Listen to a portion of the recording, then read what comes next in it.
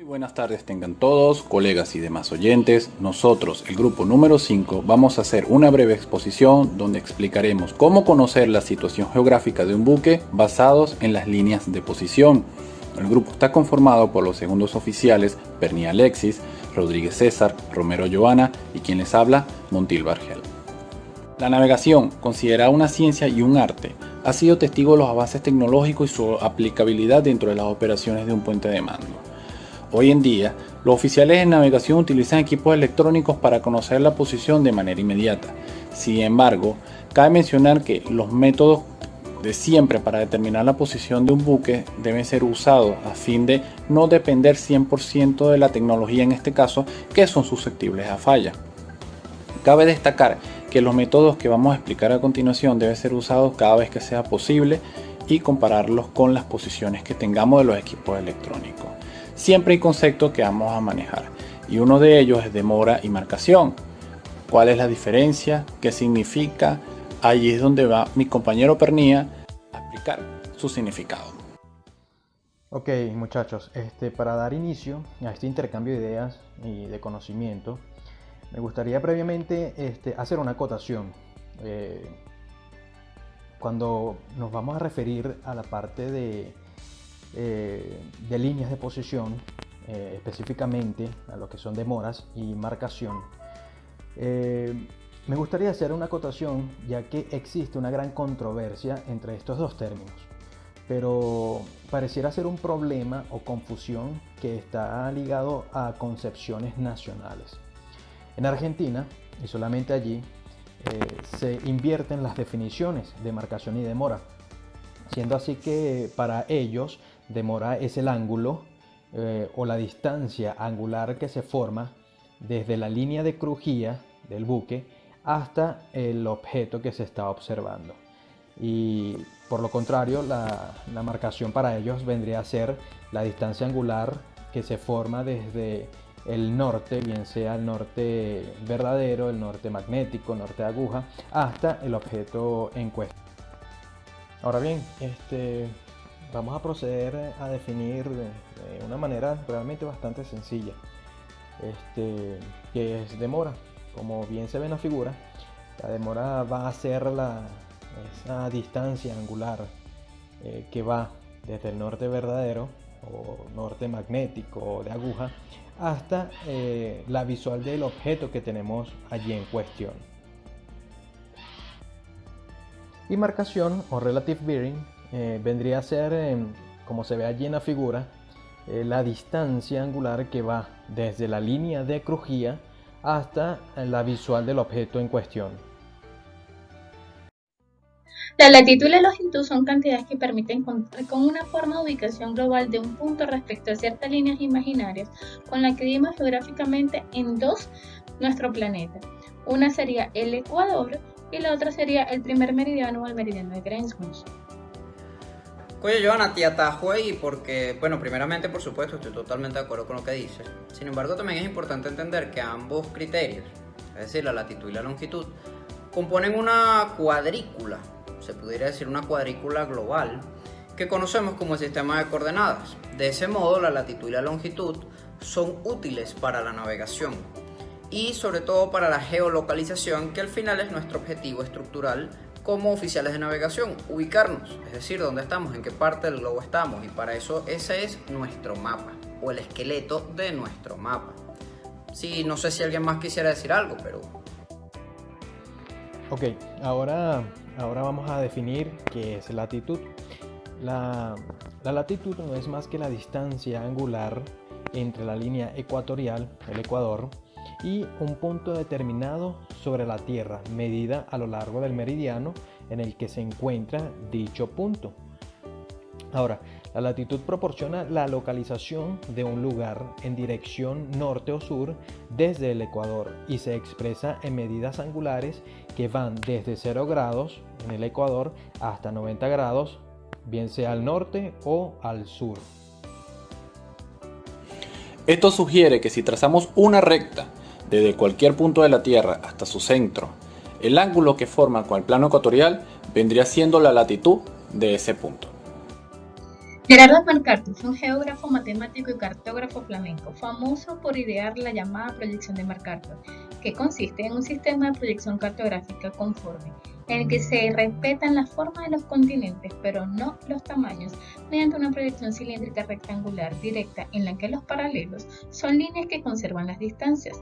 En esta imagen podemos ver la representación de las loxodrómicas sobre el globo terráqueo. Me gustaría complementar, como pueden ver en la figura, que la loxodromía sobre la Tierra está representada por líneas rectas que cortan todos los meridianos en un mismo ángulo. Asimismo pueden observar que independientemente de donde estemos en la Tierra, si pudiéramos circunnavegarla a cualquier rumbo, con excepción de 90 y 270 grados, tarde o temprano vamos a llegar a los polos. Este tipo de cartografía es muy usada en navegación, ya que permite conocer el rumbo de manera sencilla y gráfica. El problema con la representación de Mercator, la representación cartográfica de Mercator, es que exagera el tamaño de los mapas a medida que nos acercamos a los polos. Fácilmente pueden tomar cualquier mapa y pueden observar que Groenlandia es casi del tamaño de África, cuando realmente, África es mucho más grande que Groenlandia. Sí es, Argeni, como en toda proyección cartográfica, cuando se intenta ajustar una superficie esférica en una superficie plana, la forma del mapa es una distorsión de la verdadera configuración de la superficie terrestre. La proyección de Mercator lo que hace es ir exagerando el tamaño de las tierras a medida que nos alejamos de la línea del ecuador. Aunque es muy usada en navegación, los críticos argumentan que no es adecuada para presentar el mundo completo debido a la distorsión de las áreas. No obstante, este mapa la escala varía muy rápidamente, sobre todo en las latitudes altas, por lo que conviene dar siempre la escala del mapa de Mercator para un determinado paralelo de referencia, que bien pudiera ser el ecuador o bien el paralelo medio del mapa. Mercator sigue considerándose como uno de los mayores cartógrafos de la época de los descubrimientos. La proyección que él concibió para su mapa del mundo resultó de un valor incalculable, sobre todo para nosotros los navegantes. La precisión de los mapas posteriores aumentó mucho debido a las determinaciones más precisas sobre la latitud y longitud y a los cálculos sobre el tamaño y la forma de la Tierra. Oye, Joana, te atajo ahí por una cuestión. Por lo que he leído, tengo entendido que el mismo Mercator utilizó proyecciones equivalentes. Es decir, que conserva la proporción entre áreas en sus mapas regionales que no eran destinados como tal a la navegación. Como resultado a todas estas críticas, por supuesto, los atlas modernos ya no usan este tipo de proyección Mercator para los mapas mundis o regiones distantes al ecuador, prefiriendo irse por proyecciones un poco más precisas, como son las cilíndricas o proyecciones equivalentes. César, tienes razón, pero la proyección de Mercator, sin embargo, hoy por hoy sigue empleándose para regiones cercanas al ecuador. De hecho, las aplicaciones como Google Maps, OpenStreetMap, Big Maps, ellos actualmente utilizan la proyección de Mercator. Es más, concretamente emplean una proyección que es una variante, la cual supone que la superficie del planeta es esférica en vez de la forma exacta que es la elipsoidal, para simplificar simplemente los cálculos. Ahora, para saber la distancia que representa un grado de latitud, se debe considerar que en una carta náutica de proyección Mercator los grados de latitud están espaciados regularmente. Sin embargo, el ligero achatamiento de la Tierra en los polos causa que un grado de latitud varíe 110,57 kilómetros en el ecuador hasta 111,70 kilómetros en los polos. Se suele redondear obviamente un grado de latitud a 111,12 kilómetros. De esta manera, un minuto de latitud es 1852 metros y un segundo de latitud sería 30,86 metros. Por este motivo, para las mediciones de distancias en el mar, se utiliza la milla náutica, la cual se define como el equivalente a un minuto de latitud. Si hiciésemos los cálculos correspondientes del perímetro terrestre y luego lo dividiésemos por 360 grados, obtendríamos la distancia equivalente a un grado de latitud. Esta distancia dividida por 60 arrojará como resultado que un minuto de latitud equivale a 1852 metros. Para hallar la distancia entre dos puntos que hay en una carta náutica, llámese estos puntos A y B, solamente hace falta un compás. Para ello colocaremos cada uno de los extremos del compás en cada uno de estos puntos y luego nos trasladaremos a la escala de la latitud que existe en la carta, siempre utilizando la latitud media que existe entre estos dos puntos.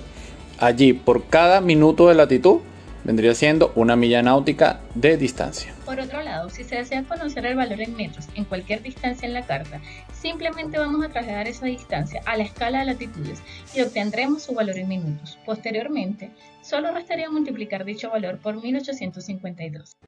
Bueno, señores, entrando en materia de lo que es velocidad como tal, sabemos que es la relación que se establece entre la distancia que recorre una embarcación y el tiempo que emplea en ello. La unidad para medir esa velocidad a bordo se conoce como nudo y no es más que el nudo, no es más que una milla náutica sobre hora. A bordo, el equipo o el instrumento que se emplea para medir lo que es la velocidad es nuestra corredera, que funciona con el principio de una hélice, el cual hace girar y andar un buque y transmite su movimiento a un aparato de relojería que da vueltas a varias agujas sobre un cuadrante marcador graduado. Básicamente es eso. No sé si quisieran acotar algo más.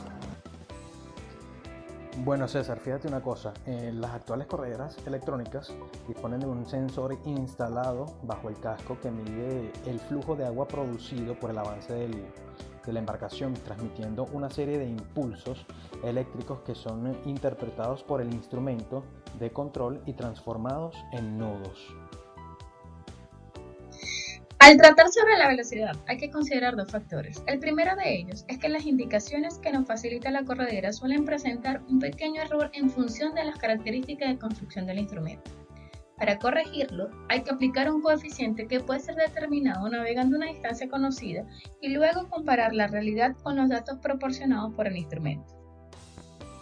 El segundo factor que influye sobre la velocidad, o mejor dicho, sobre la distancia indicada por la corredera, es la deriva, ocasionada por la corriente, la cual hace que la embarcación se desplace sobre el fondo a mayor o menor velocidad que la indicada por el instrumento. Este factor deberá ser determinado gráficamente basándose en los datos estimados de rumbo e intensidad de la corriente, y esto será cierto cuando se pueda contrastar nuestra situación por otros medios. En conclusión, las causas que producen errores en las correderas son 1. Los instrumentos mecánicos y 2. El mar agitado y las corrientes marinas que pueden producir indicaciones erróneas. El cronómetro marino es un reloj mecánico que mide el tiempo con gran precisión de un lugar fijo conocido, como por ejemplo el observatorio de Greenwich. Este ha sido diseñado originalmente para ser usado en buques en alta mar.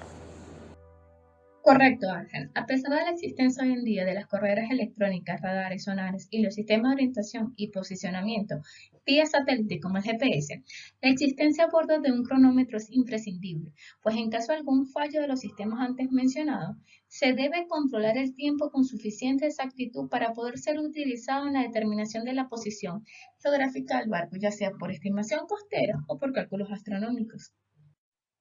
¿Cómo podemos determinar la distancia de un barco a la costa sin carta? Bueno, vamos a aplicarlo de esta manera. Si navegamos a 6 nudos de velocidad y queremos conocer la distancia a la costa en la que nos encontramos, debemos buscar un punto en la costa desde el través de nuestra embarcación, el cual vamos a tomar como una lidada. Para este ejemplo, hemos marcado 160 grados desde el través de nuestro barco a un faro de la costa.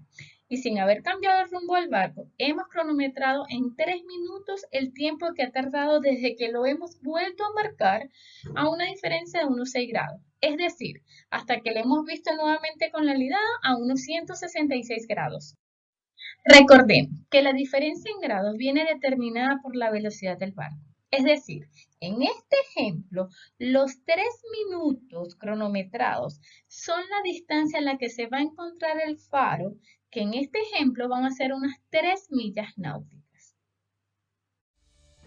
Bueno, señores, y entrando en lo que es materia de tiempo navegado, para considerar el tiempo navegado debemos estar claros que depende de nuestra fórmula, igual que el tiempo es igual a la distancia sobre la velocidad. Estos tres factores están intrínsecamente relacionados y por supuesto uno depende del otro, pues. ¿Qué sucede? Debemos obviamente despejar uno de los valores, debemos al menos conocer 2 de las 3 variables para poder calcularlo.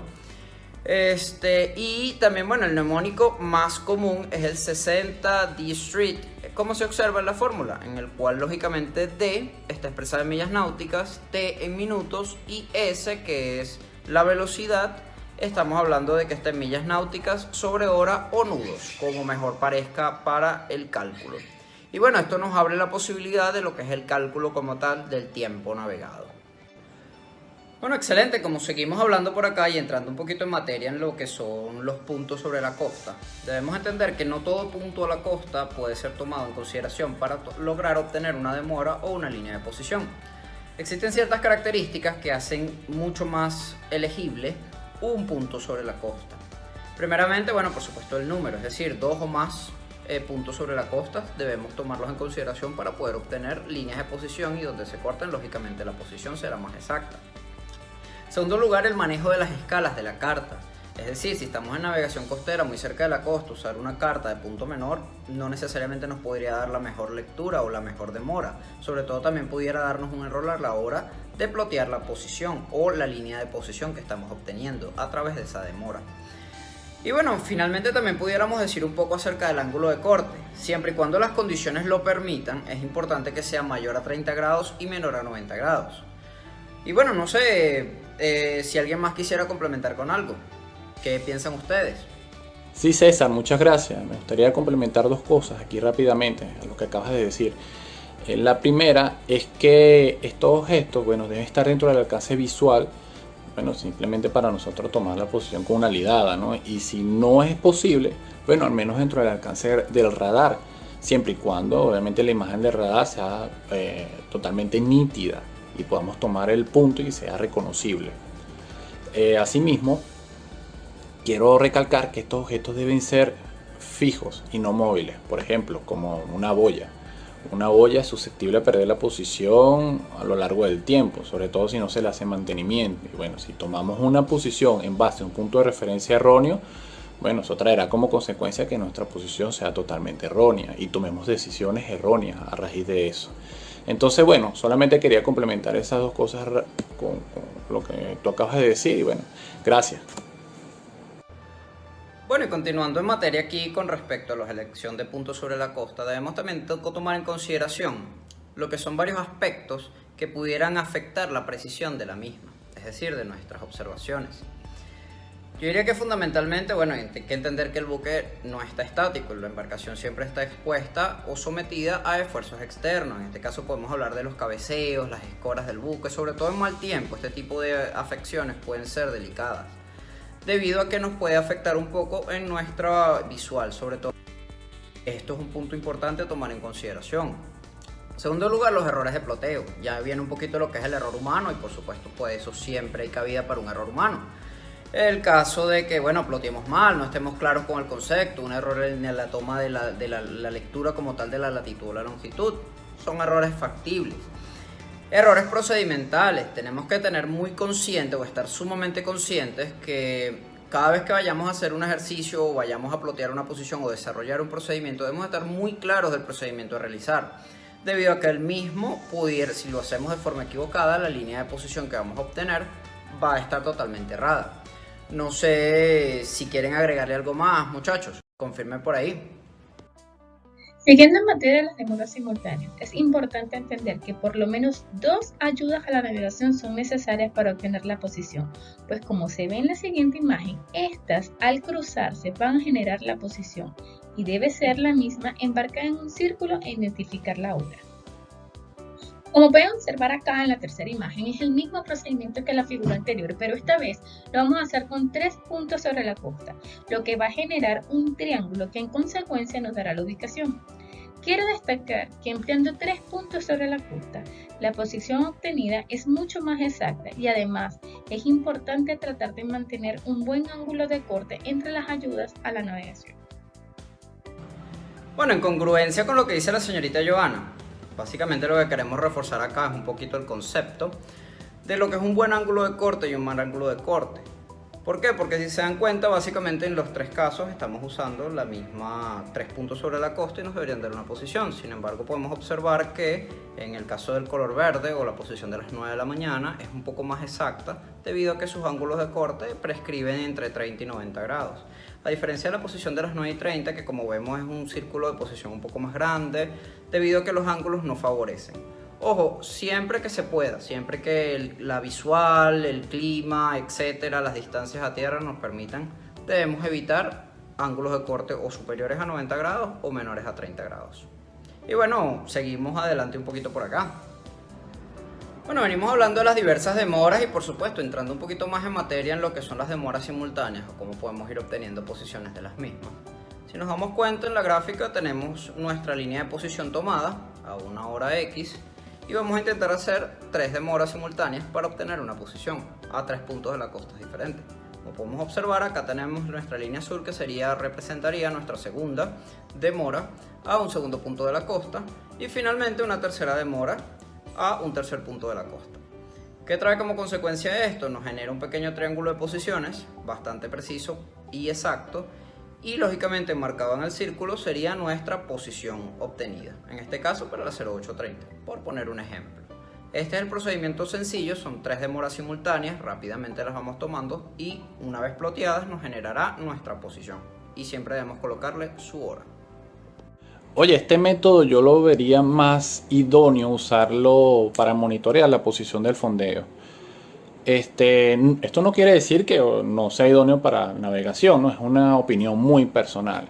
Claro, en el ejemplo está bastante adecuado, sencillo, preparado, pero bueno, la vida real a veces es otra. ¿Por qué digo esto? Bueno, es bastante, muchas veces complicado. Oye, mira, salir en este caso al alerón de estribor, donde está el repetidor de giro compás, bueno, y con una lidada ver 2 puntos. Sería lo ideal en este ejercicio, como tal cual. En una misma hora vemos 2 puntos y tomamos la visual. Pero en caso que si no, o un punto está en el lado de estribor y en el otro en el costado de babor, tenemos que perder tiempo trasladando, yendo de un lado a otro. Además, estamos en la costa, donde podemos inferir que hay mayor cantidad de tráfico. Entonces, bueno, en una opinión muy personal, yo lo usaría para monitorear lo que es las posiciones de fondeo. Otro método bastante útil y práctico para tomar posiciones es usar demoras con distancias. Este puede ser tomada desde un solo punto sobre la costa como punto de referencia o pueden ser usados varios puntos como pueden ver aquí en la pantalla. A continuación plotaremos una posición mediante la combinación de 2 distancias sobre 2 puntos distintos sobre la costa. En este caso asumiremos que vamos navegando cerca de la costa y el radar nos muestra 2 puntos bastante reconocibles si lo comparamos con lo que nos muestra la carta basados en nuestra última posición. Para efectos prácticos de esta charla llamaremos esos puntos A y B. Luego, midiendo las distancias respectivas a cada punto en ese momento específico, que como ejemplo serían la 0930, nos da que el punto A está a 5.2 millas náuticas y el B a 2.8 millas náuticas. Lo que debemos hacer a continuación es con el compás irnos a la escala de latitud, como ya se mencionó anteriormente, y abrir el compás a una distancia equivalente a 5.2 minutos de latitud. Recuerden que cada minuto es igual a una milla náutica. Luego, desde el punto A trazamos un semicírculo y finalmente hacemos el mismo procedimiento para el punto B y allí obtendremos nuestra posición para las 9:30. Por otro lado, ¿qué sucede si solo tenemos un punto sobre la costa? O que por condiciones de radar solo podemos distinguir o reconocer un solo punto, muchachos. Puedo apostar sin temor a equivocarme que ha sido el método más usado por ustedes, colegas. A ver, vamos a ver, ¿quién adivina por allí? Mira, sin temor a equivocarme, demora con distancia. Correcto, César. Y es el que vamos a explicar a continuación. Una vez hayamos reconocido un punto sobre la costa, procederemos a tomar su demora y al mismo tiempo medimos con el radar a qué distancia se encuentra dicho punto. A continuación, deberemos trazar la línea de mora y con el compás haremos lo mismo que en el ejercicio anterior. La intersección será la posición de nuestro buque. Mira, yo quisiera agregar, de verdad que, o sea, mira, siguiendo lo puesto por mi compañero Ángel, pues yo quiero agregar que es importante el correcto seteo de radar, ¿no? Para lograr una demora o una distancia con respecto a la costa. Además, nosotros deberíamos tener bien claro cuáles son los conceptos como el cruise motion, relation motion, north up, head up. Bueno, señores, vamos a entrar en lo que es el traslado de las líneas de posición. Venimos navegando para efectos de este ejercicio a la 0800 y decidimos tomar una demora con respecto a este punto de la costa. Eso nos permite obtener una línea de posición a la 0800. Luego de eso, como podemos ver en el segmento verde, tenemos un rumbo y una distancia estimada en un periodo de 15 o 30 minutos. ¿Qué sucede? Al desplazarnos durante ese periodo de tiempo, no sabemos exactamente sobre qué punto de esa línea de posición estamos. Sin embargo, sabemos que hemos desplazado cierta distancia, ya que velocidad es igual a distancia sobre tiempo. Entonces, a esa distancia le vamos a hacer el traslado como tal de la primera demora, tal como se ve aquí de color azul. ¿Qué sucede? Esa demora trasladada vamos a complementarla con otra demora a otro punto de la costa. Cuando hacemos eso, esa demora que estamos tomando con otro punto de la costa se va a interceptar con la demora trasladada.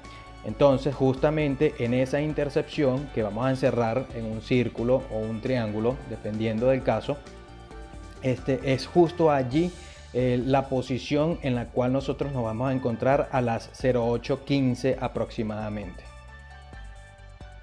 Siguiendo con el tema de obtener posiciones y traslado de líneas de posición, en este caso vamos a complementar el procedimiento previamente expuesto por mi compañero Pernía, pero en este caso tomando en consideración el viento. Supongamos que venimos navegando y a las 8:15 decidimos tomar una demora a un punto de la costa. Luego mantenemos este rumbo y la velocidad, como se puede observar aquí en este segmento verde. Ese rumbo de giro será afectado por el babor por el viento, lo cual hará que la embarcación corrija con un ángulo para este ejercicio de 20 grados, creando así el rumbo efectivo de la embarcación.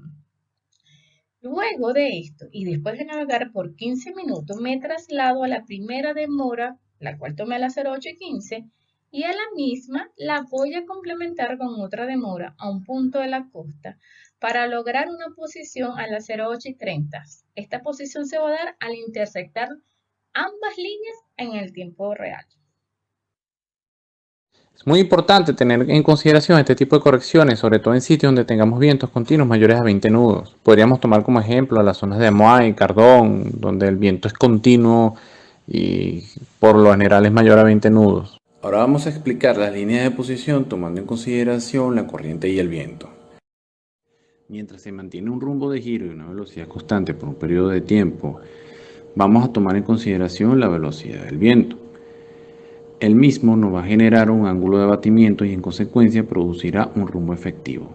¿Qué sucede? Ese rumbo efectivo también tomará en consideración la dirección de la corriente.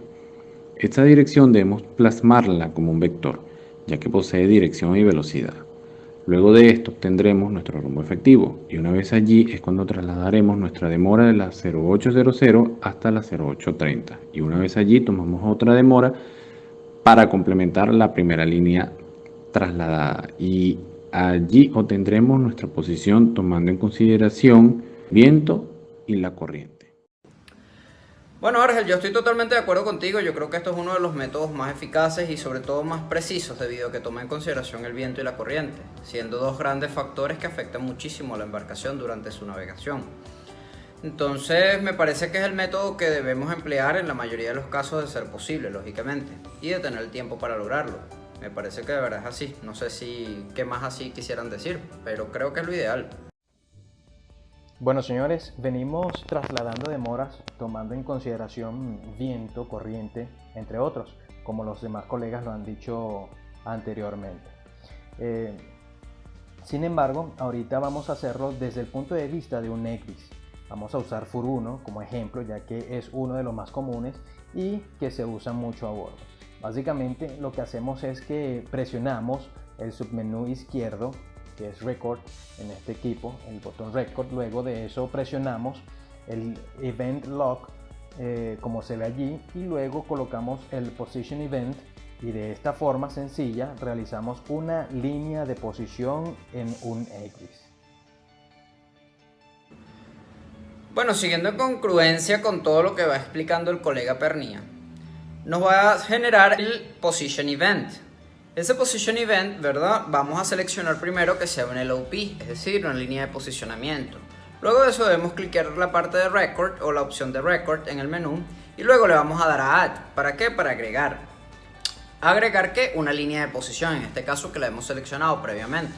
Luego de eso debemos setear el Transfer On para saber que esta línea o esta demora o esta línea de posicionamiento va a ser transferida. Y luego seleccionar que el número de línea de posicionamiento que va a ser usada. colocar el ángulo y si es true o es relative motion. ¿Okay?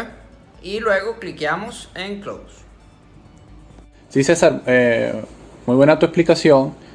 Además me gustaría recomendar que es muy importante familiarizarse con este método, sobre todo lo que es la parte del Event Log Menu, ya que allí es donde vamos a poder configurar el ángulo de demora que nosotros pretendemos tomar para el ploteo de nuestra posición. Como vienen explicando los colegas, hemos logrado obtener básicamente nuestra posición como se ve aquí en el sistema. ¿Qué sucede? Al hacer el transfer on, hemos llevado la línea de posición 1 hacia la línea de posición 2, como se ve allí en la imagen, lo cual nos permite obtener una posición. Es importante entender que la opción de transfer on debe colocarse y además de darle transfer on debemos pasarlo a la línea de posición 1 a la línea de posicionamiento 2.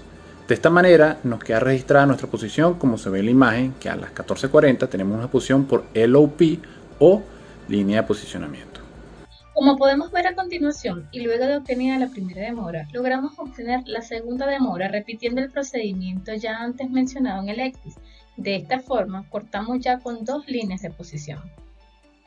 Como muy bien lo describe mi compañero Argel, este procedimiento es clave conocerlo como oficiales de navegación, ya que actualmente en todos los victims y por Start Control siempre buscan revisar este tipo de procedimientos, sobre todo en caso de navegar por la costa en aguas restringidas.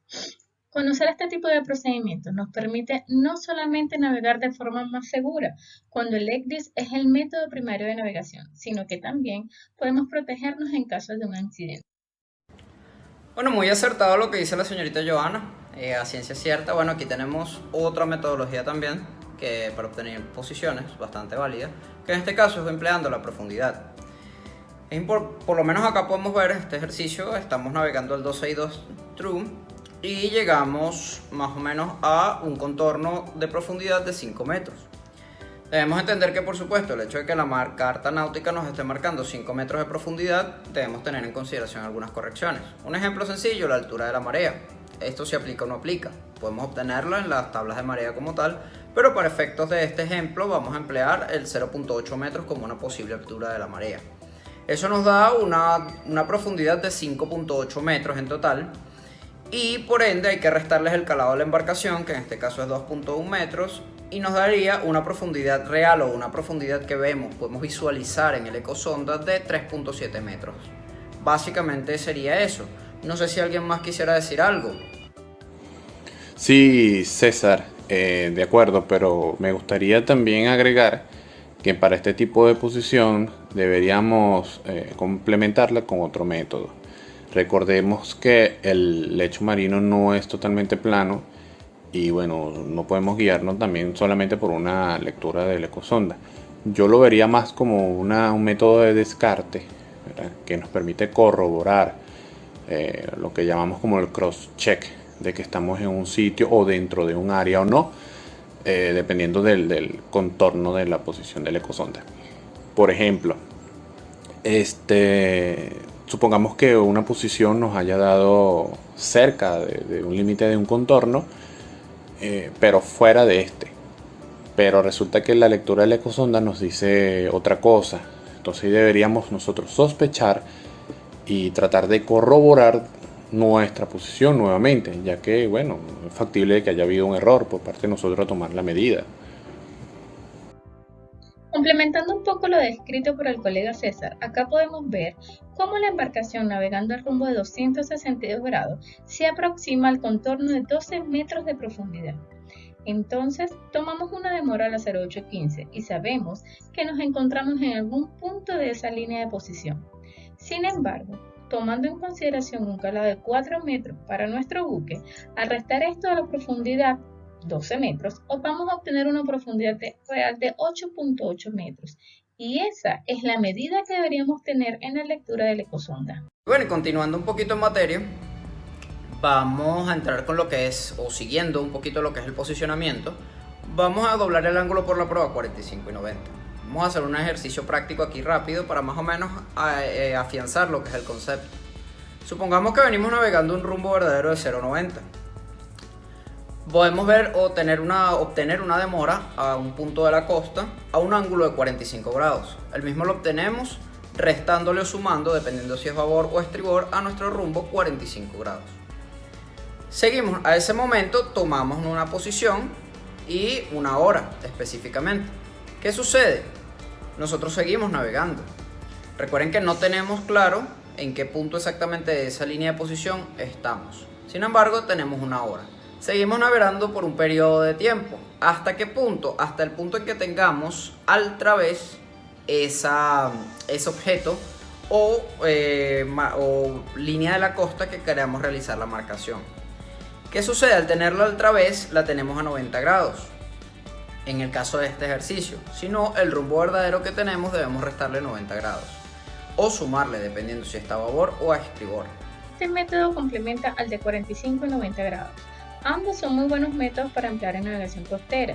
Es cuestión de práctica para dominarlos y también debemos ser cuidadosos al efectuar el procedimiento para minimizar riesgos. Este método es recomendado para los cadetes y especialmente efectivo cuando solo tenemos un único punto visible disponible en la costa. Bueno, continuando con lo que es los posicionamientos, quisimos también mencionar lo que es el Parallel Index, debido a que, bueno, esto básicamente es un buen procedimiento que se realiza a bordo. Y el mismo básicamente lo que sugiere es que nosotros empleemos esa distancia que nos da el Parallel Index. Esa distancia se lo vamos a colocar, por supuesto, a un peligro de la navegación, un punto de la costa, etc. ¿Qué es lo que vamos a lograr con ello? Bueno, cuando lo tengamos al través y lógicamente con esa distancia al del Parallel Index, básicamente tenemos una distancia, una demora, podemos obtener una posición. Como podemos ver en el radar, es importante el correcto funcionamiento, el correcto manejo como tal de los conceptos del Parallel Index para operarlos de forma segura y sobre todo para que nos den ese plus o esa ayuda a la navegación. Sin embargo, básicamente lo que lo vamos a emplear es como una ayuda de distancia y al usar las demoras podemos obtener nuestra posición. No sé si alguien más quisiera decir algo, pero básicamente ese es el concepto. Para concluir, debemos tener bien claro que en navegación el oficial de guardia siempre debe conocer la posición del buque. A su vez, debe existir un plan de viaje y durante la ejecución del mismo debe ser monitoreada constantemente dependiendo de las condiciones en las que nos encontremos.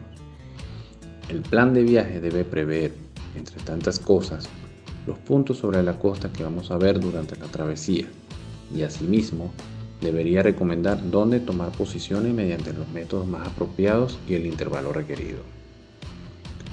Algunos se preguntarán, ¿cuál es el mejor método? ¿Cuándo uso dos distancias o dos demoras? ¿O cuándo uso la profundidad para tomar una posición? Como se dijo en la introducción de este video, la navegación es un arte y una ciencia, pero así una ciencia más empírica que otra cosa. Debemos recordar que la navegación marítima no está naciendo como la espacial ni tiene un siglo como la aérea, sino que tiene miles de años y los marinos tuvieron que aprender habilidades, técnicas y métodos para orientarse en el mar. Todo depende del contraste y el cristal con que lo mires. Si estás a bordo o recién embarcas en un buque moderno, pudieras pensar que es innecesario y no tan preciso trasladar una demora, teniendo GPS y EGDIS. Pero un marino medieval no tenía radares para conocer la distancia a un punto en tierra, ni necesitaba de un radar para conocer una posición. Actualmente, los métodos explicados aquí se usan para comparar la posición bajo distintos métodos. Sin embargo, tenemos que tener la certeza de que en el caso improbable que se dañe el radar y GPS, podamos ubicarnos con dos demoras, o si se daña el girocompás y los repetidores, podamos usar el método de distancias, y así por el estilo usar el método que convenga según las circunstancias. No queda más que agradecerles por su valioso tiempo, buen viento y buena mar.